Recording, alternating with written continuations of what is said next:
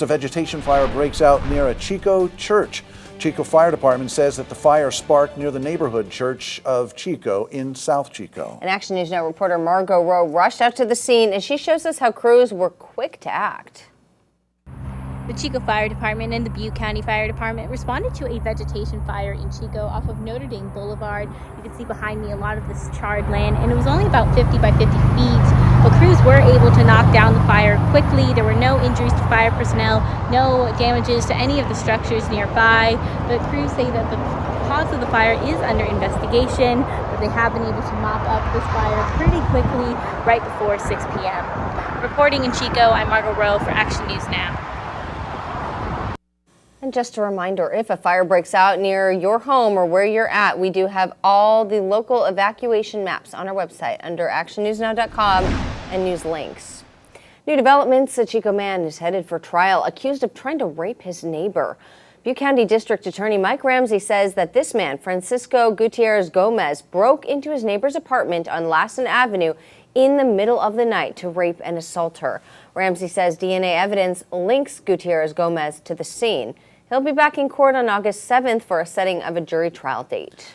Now, a live look from the Alert California camera over Shasta County. CAL FIRE says there's a 3-acre fire burning in the area of Thompson Pit Grade on Highway 299. We'll keep you updated as we learn more. But for now, Chief Meteorologist Howie Gordon is tracking another very hot day out there. We saw triple digits again, Howie, but things are starting to cool down already, right, this evening?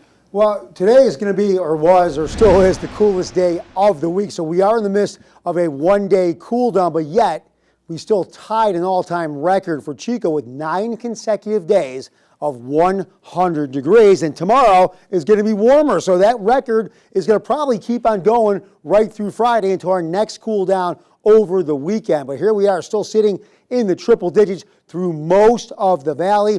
Some of the higher elevations in the mid to upper 90s, or even over there in the North Valley on the coastal range, still 104 degrees. All right, here's what we got for our winds. Now, our winds, for the most part, coming out of the south, southwest, and southeast. That's bringing up moisture from the ocean. So we have a safer environment when our winds want to come up from the south compared to those dry winds out of the north. But we're seeing the moist winds from the south. So that is good for our environment and for the most part helping to elevate our humidity levels. What does that mean? That means more moisture for the atmosphere, and that means we are safer in terms of fire weather. So, but still very, very dry across the area, but our conditions a lot safer compared to a week ago when fires were raging out of control. But we'll talk about our heat wave, how it keeps on going. All right, thank you, Howie.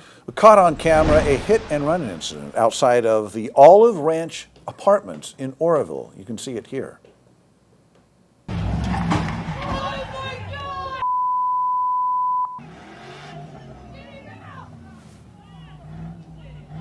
Oroville police say this happened just after 10 last night. They say the black SUV hit a person and that the white minivan was hit as well before the SUV, as you see here, took off. The person, thankfully, is expected to be okay. The SUV did not have a license plate. Officers canvassed the area and interviewed witnesses, but could not find the suspect. Happening right now, the town of Paradise is considering an ordinance that could give Paradise the right to clean up your property if it's deemed a fire hazard and fine you. Let me walk you through this. If approved, the proposed ordinance would allow the town to deem your property a nuisance if there are overgrown weeds causing a fire hazard. And after that, you'd have a window of time to clean things up. But if you don't meet the deadline, the town will step in and charge you for the cost of the cleanup. The whole process would basically, it would be about 166% of what the total cost was, which would encompass all of the administration costs, all the visits to the site, the actual work, and all of that. So it's much more expensive if we clean it than if they do. And again, we don't want to clean properties. We want compliance. Crowder says the town would be able to foreclose on the property in 3 to 4 months if you don't pay for that cleanup. The ordinance could take effect as soon as this September.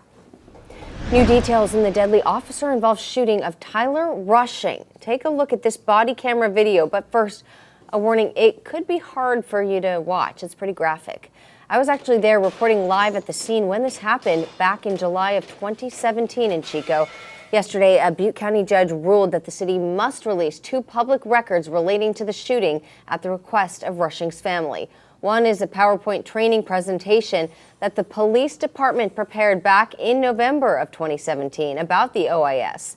The court also ruled that the city has to reveal the names of the officers that made up the crisis negotiation team the night of the shooting.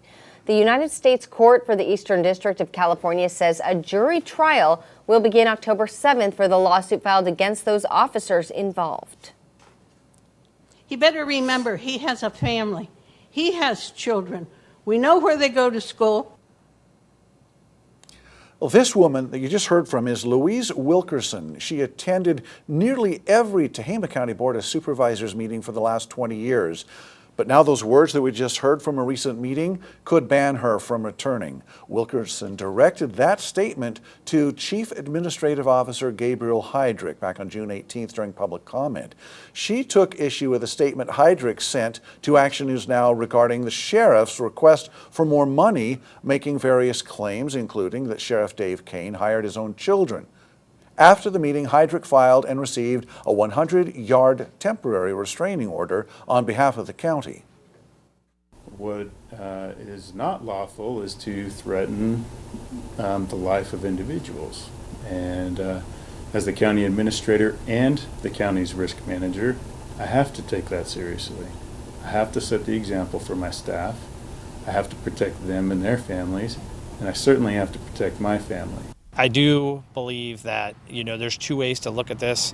I just did not feel that what she was saying was a credible threat, and it didn't concern me as a law enforcement professional to move forward with. However, again, everyone has the right to have their own opinion on what they believe and what they perceive to be a threat. And we tell people on a regular basis that they can pursue a restraining order. I just haven't seen it done in this environment before. Wilkinson sent us a statement saying in part, I would like to apologize to the Board of Supervisors for the statement I made on June 18th. I didn't mean to attack anyone or their children. I am sorry my words came out that way, and it was not my intention.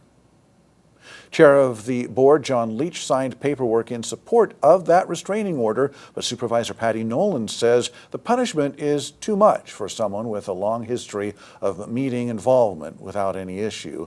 A judge could finalize the restraining order at Wilkinson's hearing, which takes place July 29th at the Tehama County Superior Court.